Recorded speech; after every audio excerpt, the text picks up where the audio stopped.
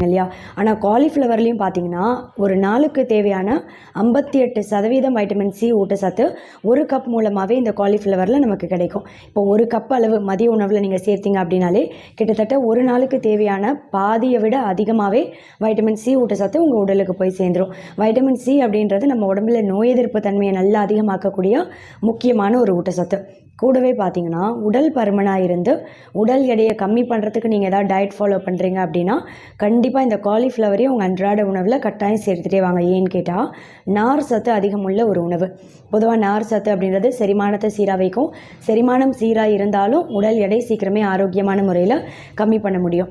ரெண்டாவது, நீர் சத்து அதிகமுள்ள முக்கியமான ஒரு காய் இது. நீர் சத்து அப்படின்னாலே நிறைய பேர் என்னென்னு சொல்லுவோம். இப்போ தர்பூசணி பழம், முலாம் பழம் இதிலெல்லாம் நீர் சத்து அதிகமாக இருக்குது, பார்த்தாலே தெரியும் இல்லையா? ஆனால் காலிஃப்ளவர்லேயும் பார்த்தீங்கன்னா கிட்டத்தட்ட 92% நீர் சத்து தான் இந்த காயில்